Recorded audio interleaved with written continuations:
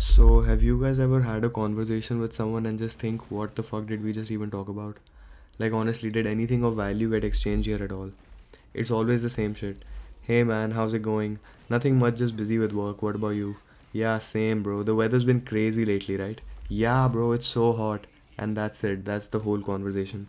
It's so mind numbingly painful and meaningless, and you walk away wondering, didn't I just have this exact conversation 3 days ago with someone else? Did I just copy paste that interaction into my life again? It feels less like a conversation and more like two NPCs bumping into each other on the street. Like when the player character walks by and you both say your pre programmed lines before going back into your walking animation. You could literally just press X to skip these conversations and it won't change anything. And that's just one example of what it looks like when someone's behaving like a bot. It's not just about dry conversations, it's when you absorb whatever's trending on Twitter or Instagram and that's all you can talk about. Or when you sit at a party and you just start scrolling through your phone. Even if you have nothing to do on your phone, you open the weather app or the settings app and just start stimming on it. So, if you guys don't know, an NPC stands for a non player character in video games, and their only job is to repeat the same dialogue and just exist in the world that the video game is set in. Their personality is like a box, and it's filled with predefined code which includes dialogues, characteristics, behaviors, and nothing about the NPC ever changes. They have been programmed to behave the way they do, and the way our world is in 2025, many of us are becoming NPCs without even realizing it. And in this video, I want to talk about things that could potentially turn you into an NPC and my experience as an NPC as well. So, the first sign you want to look out for is if you're constantly consuming. If you're spending a lot of time watching Instagram Reels or Facebook or Twitter or whatever your drug of choice is. Meta reports that over 200 billion reels are played daily across Instagram and Facebook, and there are 2 billion active users interacting with those reels. That means there's 100 reels on average that every person views every day. That's 100 pieces of information you're stuffing your head with on a daily basis, which can get overwhelming pretty quickly. Our brains weren't designed to consume so much slop all the time. Instagram Reels, video games, Netflix, YouTube, and if you spend your whole day just consuming media, you're overloading your brain with information so much that any original thought gets drowned out. Consuming so much media on a daily basis fucks your brain so hard that you've had your whole day's worth of dopamine in just a matter of minutes, and that just completely fries your brain. And all you're left with is a feeling of emptiness, which you can only overcome by raping your neurons even further by scrolling through your phone for a few more minutes. And all of this information you've consumed lies at the top of your brain, and you can helplessly only think about whatever's been programmed in your head by the stuff you've consumed. When I was around 21 years old, I had just graduated from college and I was all about optimization at that time. I didn't want to waste any time doing nothing. I wanted to optimize my day such that I'm quote unquote learning all the time. And this was in the form of podcasts or audiobooks. I used to play something or the other in the background so I can feel occupied all the time. I would be doing something like tasks at the office, cooking food, cleaning my apartment, working out, and I would always have something playing in my ears.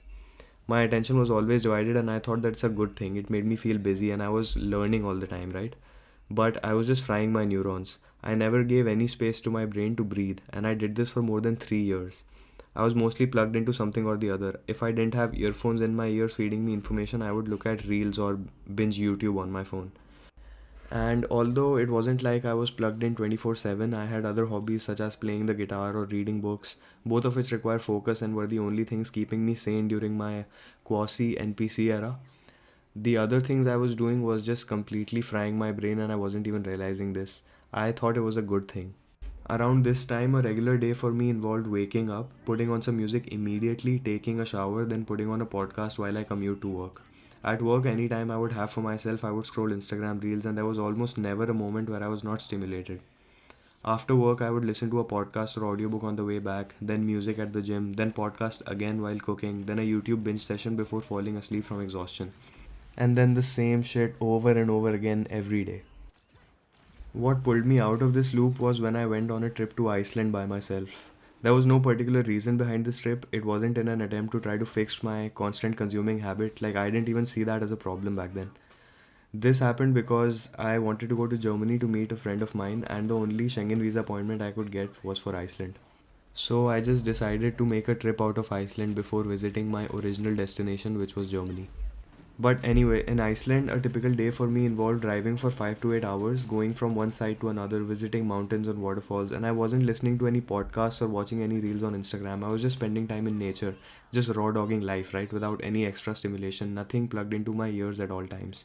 And when that trip finally ended 5 days later, I felt so different. I felt much more alive, and I didn't feel like a zombie anymore who's looking for his next stim. And back then, I didn't understand why that was. I thought it may be because I'm not in my mundane daily routine anymore, but it was way more than that. In Iceland, I was spending many hours a day focusing my attention towards driving. I only had music playing in the background, and I think that helped me just get out of that neuron rape I was subjecting myself to by feeding my brain way more information than it can handle. And secondly, I was absorbing the things I was seeing, beautiful waterfalls and rock formations. I was thinking again, as weird as that may sound. So, what I'm trying to say with this example is the first thing you can do to stop this empty feeling of being an NPC is consume less. Delete Instagram and YouTube and just take a few days off to clear your mind from all of the information you've stuffed it with. The other thing that I think makes people NPCs is when they're afraid of what other people might think. I was like that earlier, but the tricky part was that I was convinced that I don't care about other people's opinions. For the most part, it was true, but there were things that I couldn't get myself to do because I was afraid of judgment from other people.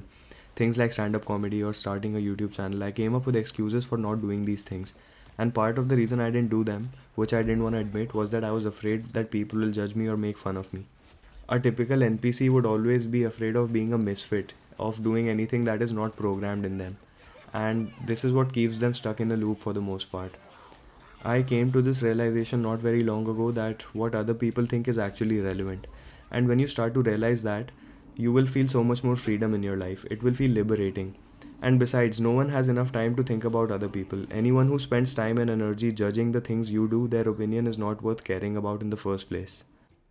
Now, I'm not saying that I've completely exited my NPC era. I still struggle with some of these problems, and every now and again, I'll have a conversation with someone which is totally reminiscent of an NPC exchange, and I'll just sit there thinking, fucking hell, here we go again. But these are the things I keep reminding myself of. And it's also important to realize it's not your fault if you're an NPC. The world we live in, the amount of social media exposure we have, has turned us to behaving like this.